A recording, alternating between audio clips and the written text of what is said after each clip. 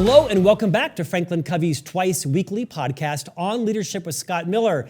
Can you believe 6 years, 450 episodes taped, another 75 in the can, where every Tuesdays and Fridays I am privileged to interview some of the world's most influential luminaries, thought leaders, CEOs, entrepreneurs, academics, researchers, practitioners, best-selling authors, people that in some cases may have experienced and suffered a major life setback or tragedy, and summon the courage and vulnerability to come and talk and teach through that on this podcast. FranklinCovey, of course, is the world's most trusted leadership company and is a sponsor of this podcast around the world. Now, in 6 years and 450 podcasts, we've had about 10 guests that have come back more than once. Significant names like Kim Scott, Dan Pink, Seth Godin, Rachel Hollis, Susan Cain, Deepak Chopra, and today's guest, Donald Miller, who was, for the record, his lucky numbers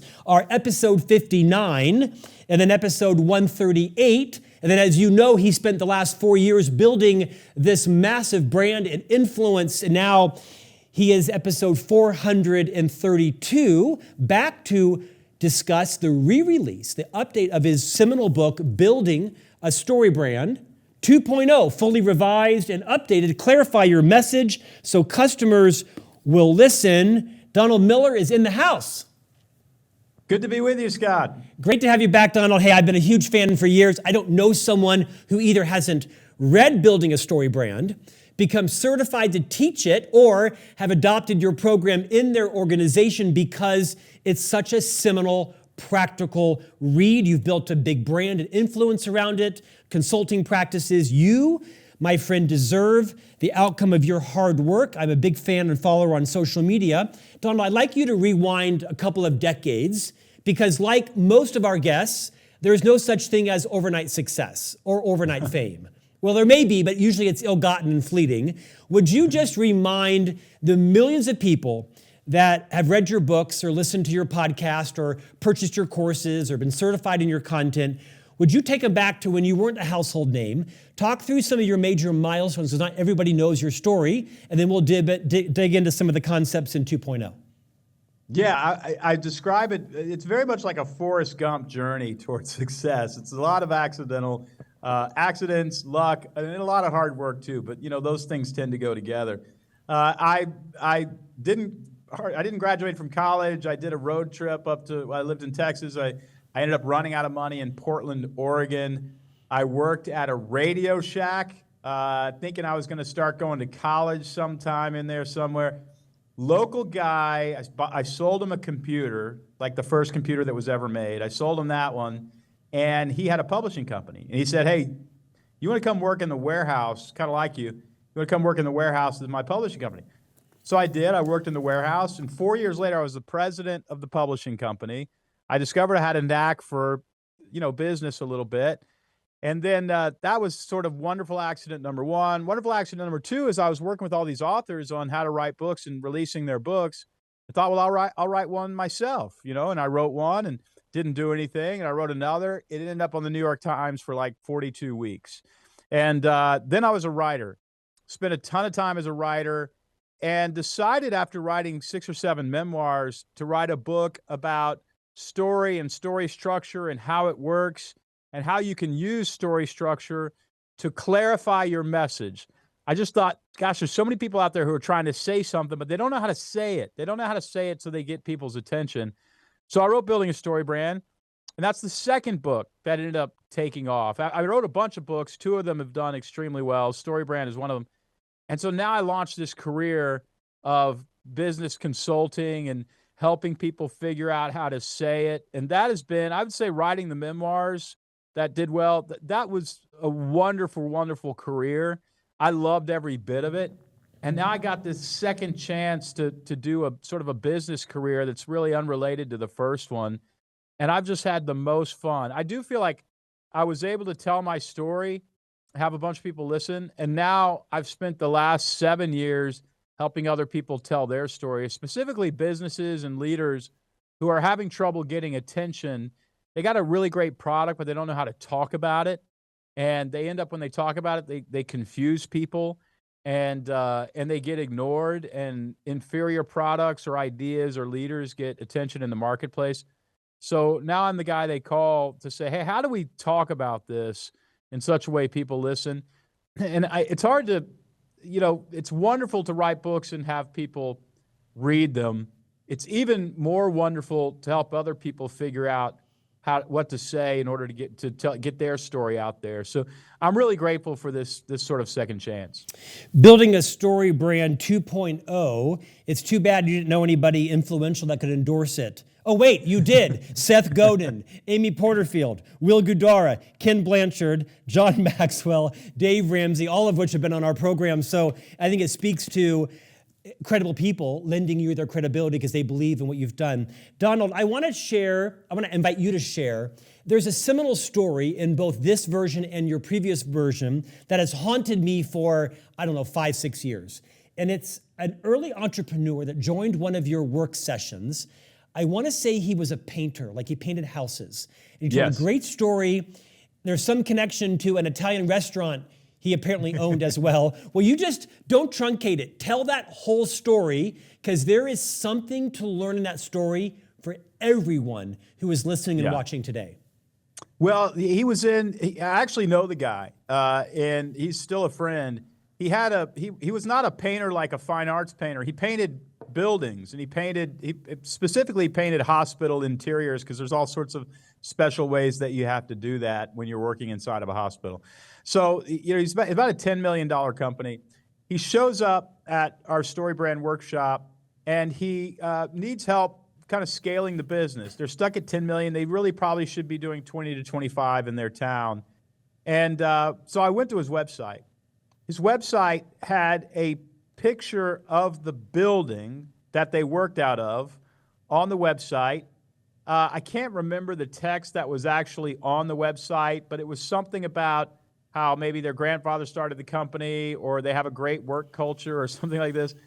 Basically, and the building, by the way, looked like an Italian restaurant. So here's a guy who's trying to get business as a painter, and when I go to his website, I'm wondering if they have free breadsticks. So it's that kind of guy that we've helped a lot, because what we do is we actually say, hey, let me look at your marketing and messaging collateral. And I know you think that you're saying that you're a painter and people should hire you to paint their building, but you're actually saying something very, very different. You're saying you're an Italian restaurant who wants to create a great culture. And it's very, very obvious to me why your business isn't growing. So I told him, look, wipe the whole thing clean. And if you literally just put, we paint all kinds of crap, I didn't use the word crap, I used a different word, you will get more business, because it's extremely clear. There's a business that came to me recently. They do $100 million in pet stores. They sell fish, aquariums, fish food, equipment you can put in your aquariums. They dominate the fish market inside of pet stores in America, Petco, PetSmart. So they came to me and they said, Don, we're having trouble reaching outside of the hobbyists. We want families to buy aquariums. Right now, only hobbyists are buying aquariums, people who love fish. And so we spent the day together, and at the end of the day, I said, look, if you just write kids love aquariums on all your aquariums, and kids love aquariums on your fish food, and kids love aquariums on your charcoal filters, and kids love aquariums on your plastic plants that you put down at the bottom, write kids love aquariums on every product, put kids love aquarium signs all over that section of the store, you'll grow your business. Now, these guys had flown in from overseas. These are Oxford grads. These are very smart people. They wanted to A/B test it. They wanted to do some market research. I said, don't do that. Just put kids love aquariums on the aquariums, and you'll sell more of them. Well, Don, it's not that simple. I'm glad our boss read your silly book, Building a Story Brand 2.0, but we get paid hundreds of thousands of dollars. We'll take it from here. I said, no, let's not take it from here. Kids love aquariums on the aquarium, and you'll sell more of them. And sure enough, they test marketed it in one market. They saw a 99% increase in sales. 99%. So if they roll that out across the country at the end of distribution, that is 3 words that will make you $100 million. That is how powerful words are. And think about it, from the perspective of any family walking into a pet store, they see kids love aquariums. They're looking for something their kids are going to love. They're going to buy the aquariums. And so it's very important that you get the words right when you're talking about your brand. Donald, it's interesting. You're a bit of an iconoclast in the industry in that you tend to demystify. You are focused on simpler, less, fewer. I actually saw a social post a couple of days ago for you about the power of taglines and how important your tagline is. I've also seen a trend where you go to websites and like the gate simply is, enter your email address if you want to contact us. I mean, it seems like less and less is focused, less and less is more valuable and a more is more world. Would you just talk about some of the consistent principles of messaging, of clarity that the best of us, the most well-intended, violate? Yeah, I think the biggest one is failing to understand that you have to pique somebody's curiosity to actually get them to listen to you. So I think about messaging like I do all relationships. And all relationships work in 3 phases. The first phase is curiosity. Even a romantic relationship, you meet somebody, you're sort of curious about them, right? And then the second stage of the relationship is enlightenment. And then in the enlightenment phase, I remember meeting my wife. I was curious about her. I thought she was beautiful. And I wanted to get to know her. So the enlightenment phase is when you actually say, is this person as good as I think they are? And are we as compatible as I think we might be? And let me spend some time figuring that out. And then the third phase is the commitment phase. And that's where I got down on a knee and said, Betsy, will you marry me? And now we're married and we have a kid, right? Every relationship, whether you're talking about a relationship with a brand, a relationship with a politician, a relationship with a product, they all go through those 3 phases: curiosity, enlightenment, commitment. Everybody makes the same mistake. They start their messaging in the enlightenment phase. In other words, somebody has to want to be enlightened in order to engage this messaging. So when you're saying things like, the fuel economy on this car is really good, and here's the sort of technology we're using inside of this engine, you're enlightening somebody. What you never did was pique their curiosity. And so you need a statement or a series of statements, something on your website, a tagline. You need messaging that piques people's curiosity. Now, the only thing that will pique people's curiosity, a human being, is survival. Every human being wants to survive. They want to get ahead. They want to make more money. They want to save more money. They want to lose weight. They want to be more attractive. They want to connect with other human beings. There are a million different ways that we can trigger that survival mode. But it has to be basically, what's in it for me? How are you going to better my life? And so where taglines go wrong is when we say things like, trust is the commodity we exchange. Well, what the heck does that mean? I don't know what that means. It doesn't pique my curiosity at all. Or, we've been in business 75 years, serving the public for 75 years. Serving the public for 75 years doesn't pique my curiosity. You've got to talk about the problem that you are going to solve. My kid needs something new to really love. Kids love aquariums. The best burger in town, right? There's a sign, you'll love this, Scott. There's a billboard right behind me if I weren't in this building. It's right next to our office. And it says something like, on the fence, trust a cowboy. The whole billboard says, on the fence, trust a cowboy. And it's a guy in a cowboy hat sitting behind a picket fence. I'm guessing that they make fences. Maybe. I don't know. It's some sort of company that they make fences. And let's say that's true, because I actually don't know if that's true. It's very confusing. Nobody's pulling their car over to figure out the puzzle that is your billboard that you paid $25,000 for. If that billboard just said, hire a cowboy to build your fence, and it had a guy in a giant cowboy hat with a hammer building a fence, their business would 10x. They would get so many more leads because they tell you what they do. I need a fence, you build a fence. And so my mantra is, do not be confusing. Do not be clever. Be clear. Be extremely clear in how you talk about your brand so that nobody can be confused. That way you pique their curiosity so that they will spend more time with you and get enlightened about your brand. So hire a cowboy to build your fence. I go to cowboyfence.com or whatever they are. I don't know. I look, I see they have something in Nashville. They can build my fence. It's going to cost me about $5,000 to have my fence built. They use this kind of wood. The wood will last for 20 years. That's my enlightenment phase. Then I'm going to download a lead generator, how to measure for your fence, or 5 types of fences that do 5 different things. I read the lead generator. I've spent some time with them. I'm being enlightened.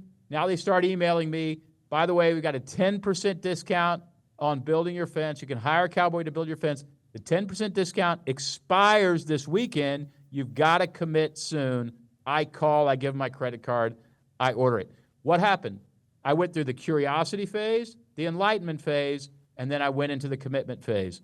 What we're doing in business and as leaders, even in internal messaging, when we're trying to get our teams around an idea and to kind of unite around an idea, we're failing to pique people's curiosity, we're failing to enlighten them appropriately, and we're failing them to call them to action, which leads to a commitment.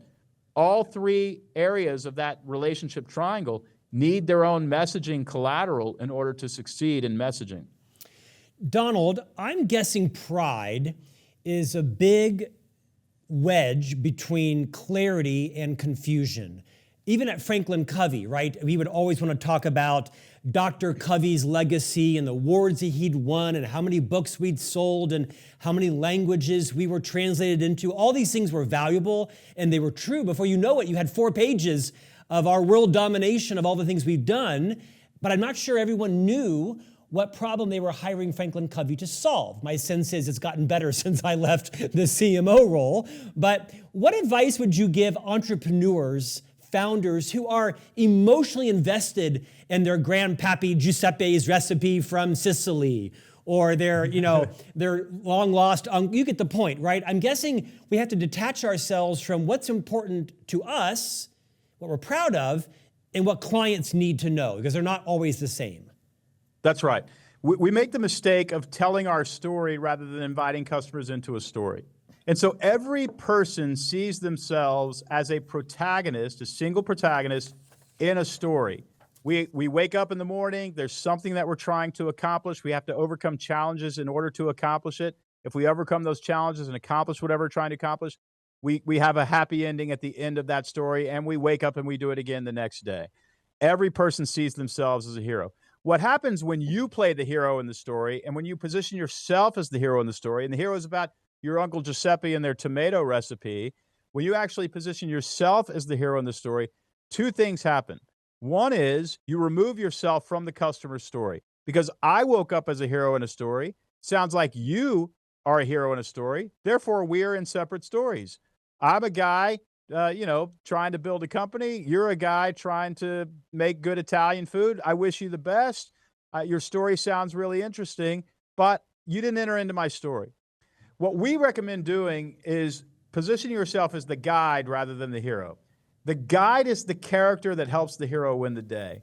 So Obi-Wan Kenobi is a guide in Luke Skywalker's story. So is Yoda. Haymitch is a guide in Katniss' story in The Hunger Games. Gandalf is a guide in Frodo's story in The Lord of the Rings. There's a guide who shows up to help the hero win the day.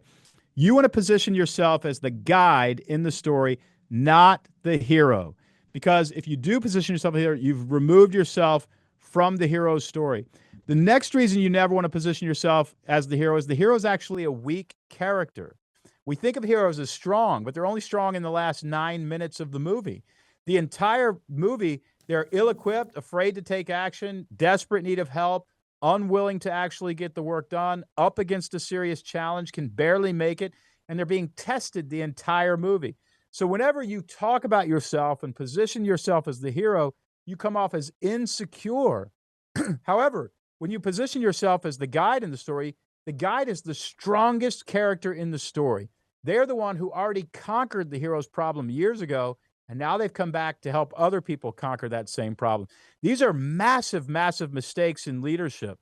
In fact, I'm not a fan of the American political system right now. Both parties, I think, are somewhat unhelpful, not getting the work done that needs to get done, fighting too much, all that kind of stuff. So I didn't have anybody I was hoping would be president in the last election. I don't want to step on any toes.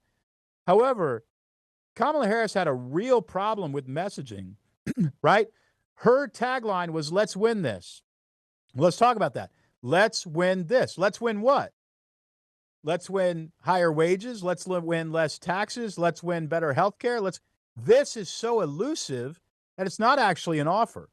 And then over here, Donald Trump says, make America great again, make America healthy again, make America wealthy again, make America safe again. That's a real offer. And so he piqued people's curiosity by offering something that's clear. Both probably, almost nobody would argue that these aren't flawed candidates. They are. One had a clear message, one didn't. If you go back in time, Jeb Bush, Jeb can fix it. Jeb should have won that election. He got 3% in the polls and lost to Donald Trump. Jeb can fix it. What's it? Right? I mean, that doesn't make any sense to me. If you said, Don, what do you do for a living? I say, I fix it. Show it to me. I'll fix it. Take me to it. I fix it all the time. I'm babbling like a fool. You've got to be super, super clear. Hillary Clinton lost an election. Her tagline was, I'm with her. I'm with her going where? I'm with her doing what? That's not an offer. And so you need to come up with the words that clearly state what it is that you do, so that if people have that problem, they say, this person is going to solve that problem. Once you come up with those sound bites that help you do that, you need to repeat them over and over and over. Part of the problem with so many leaders is they have a vision, they have ideas, and they talk in very confusing language about those ideas. And they don't want to reduce those ideas to sound bites that they can repeat.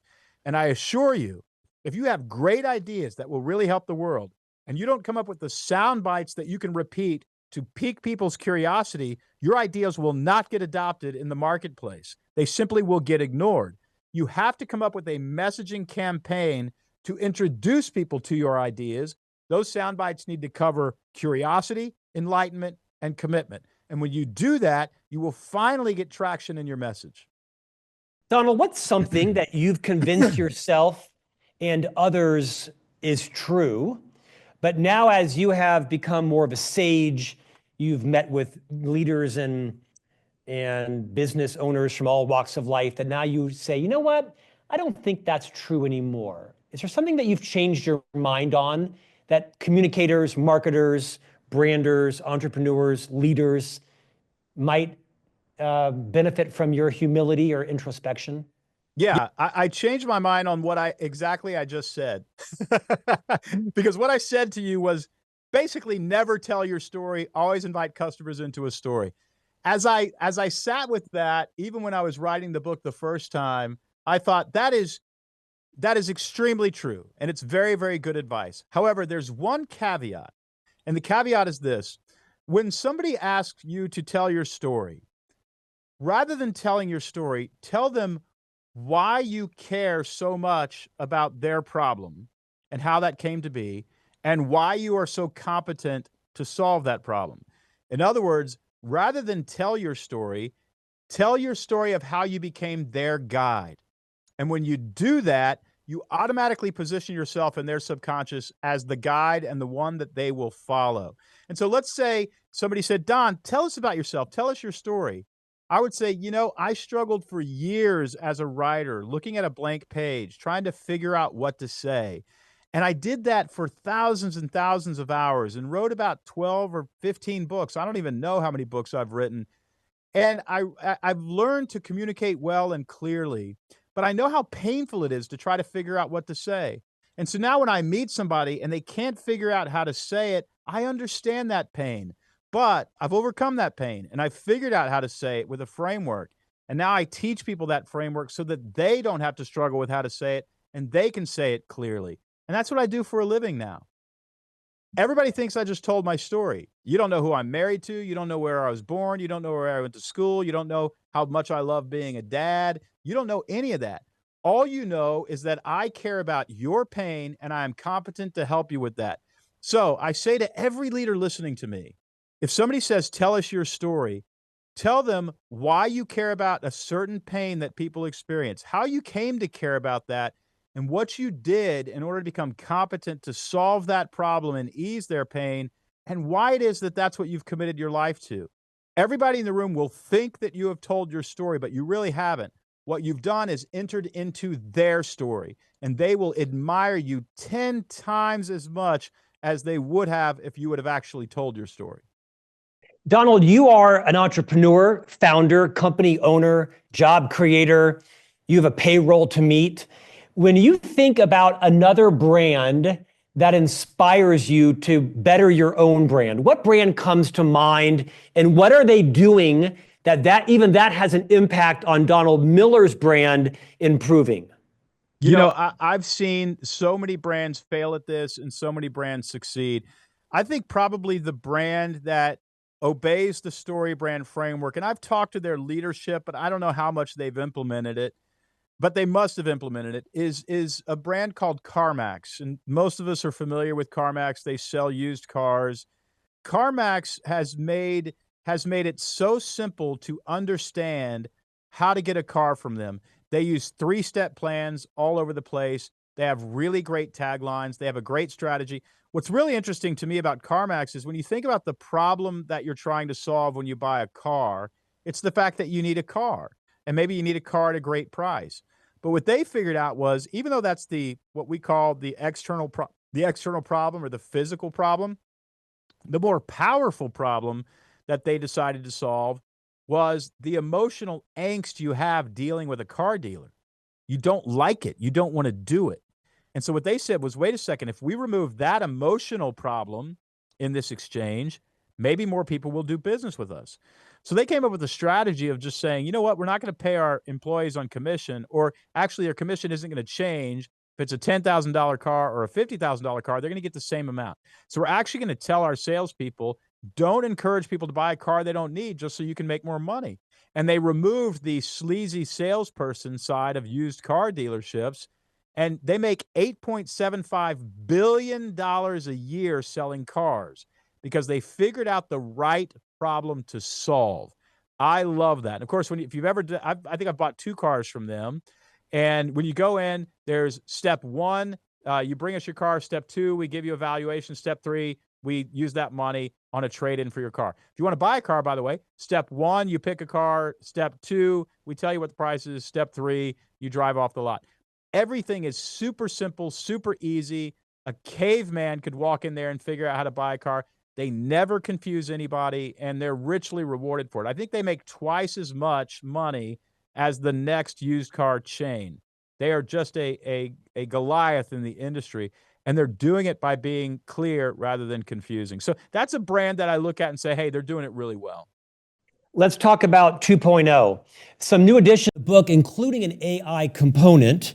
At my invitation, will you talk a little bit about what you've added to the new book, Building a Story Brand 2.0, what readers and customers can expect, and maybe hone in a little bit on StoryBrand.ai? Yeah, I decided to write the book in a really different way. I basically got the text for Building a Story Brand. I started at the introduction, and I just rewrote it from the very first word to the very last word, because 7 years later, I'm a better writer than I used to be. 7 years later, there's 25 or 30 new stories in the book that have happened since I wrote the first edition of the book. But the biggest addition is actually artificial intelligence. People have always come to me and said, Dom, will you wireframe my website? I can't do it, right? I don't have enough time. They'll say, hey, can I run my tagline by you? And I'll say, I don't like it, but what if you actually say this? And artificial intelligence gave me the opportunity to actually educate artificial intelligence. I had it read my books. I had it listen into my coaching sessions. I had it listen to my keynote presentations. And then I wrote over 120 pages, single space, of rules and prompts and instructions. You know, things like, don't let this be more than 5 words. Use a winsome voice here. Don't use so many commas. Don't repeat these words over and over. And I just tested it again and again and again until it wrote like me. And the only difference between it and me is it's way faster. And I'm shocked at what this thing can do. So at StoryBrand.ai, we're actually giving anybody who wants it a free tagline. You'll literally go there, you'll answer a few questions, and it will give you a tagline that you can use. And if you don't like it, you just hit revise and tell it what you don't like. And it'll spit out a tagline, usually the first time, that really works to grow your company. And I'm shocked at how much it actually thinks the way I think. In other words, it's not choosing sort of artistic language or vague language. It's choosing to be really, really crystal clear. And so StoryBrand.ai is the biggest addition to the framework. In fact, we did a deal on to the book. We did a deal on my whiteboard the other day where we outlined how many hours it would take you to write a lead generator, to write nurture emails, to write a sales email, to create a tagline, to create a brand script, and there were a few other assets that we talked about. 4 hours to do this, 2 hours to this. It ended up being 60 hours is what it takes. And then we took the exact same list, and when we timed how long it takes StoryBrand.ai to write even better copy, and it added up to 28 minutes. So 60 hours versus 28 minutes. I think one of the reasons that we're not creating good messaging collateral is it's really intimidating and it takes a long time. And now it's no longer intimidating because all you're doing is answering some questions, and it doesn't take very long at all. It takes seconds rather than minutes, and minutes rather than hours. So StoryBrand.ai is the biggest thing that we added to the book, and you can go there and get a free tagline, a free brand script today. I know you enough that it's true you are a pretty disciplined person in terms of how you manage your time, your priorities, your family, your business, where you write, when you write. I consume your content pretty frequently. I'm interested to know, you're a thought leader, and you're a thoughtful thought leader, right? You are disciplined in terms of your thought and your action. What are you thinking about that's on the horizon that you think others should be thinking about? Like, where is your metaphorical divining rod taking you that you want millions of marketers and messaging, agents to be thinking about as well? What's in your mind? There's a few things that are in my mind, and Scott, that's a very kind question to ask. It's concerning to me that a lot of the wrong people have the microphone. And when I say a lot of the wrong people have the microphone, what I mean is a lot of the people who aren't the most genuine and aren't the most pure-hearted are using the sound bites that get the public's attention. And I'm not just talking about America. I'm talking about China. I'm talking about the Ukraine. I'm talking about Russia. I'm talking about all sorts of problems in South America. I would love to write a book called The Narrative Leader. And I've begun thinking about that. How do leaders use story and story structure to invite the mass public into a story that may not be very helpful for them? And how do we see through those tactics so that we know what is true and what is not true, what is political theater and what is actually helpful? Who is a guide and who is a false guide? And I think I'm beginning to think a lot about that, and I want to help the good people, the good leaders, actually use narrative structures to get the truth out there, but also help the people see the difference between a message that is really just a lot of emotional rhetoric designed to make you fear or fill you with outrage, or what's actually practical and something you should subscribe to better the quality of life for all human beings. In other words, take the StoryBrand framework and help and use it to create a leadership framework that leaders can use to influence more people. You will likely deflect this, but my intuition tells me you could be headed towards public service. It just strikes me that you're so mission focused, you're so principle focused. Has that crossed your mind? Has public service ever come on to your family's legitimate purview for consideration? It has. I mean, I would have to confess that my wife and I don't see eye to eye on whether or not I should ever go into politics. My wife used to work in Washington, D.C., and she and her girlfriends once answered the question, would you rather marry a pastor, a politician, or just be single for the rest of your life? And every one of them said single for the rest of their life.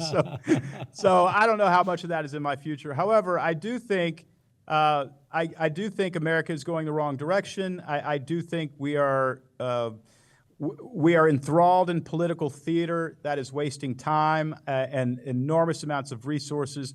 I think while Republicans have been fighting with Democrats and Democrats have been fighting with Republicans, China has risen on the global stage. I've worked enough in D.C. with messaging on criminal justice reform and on immigration reform to know that the solutions to these problems are very simple, very easy, And there's no reason we shouldn't be getting them done except for the political theater and the people who want to maintain power and need for there to be problems and for these problems to exist in order to stay in power.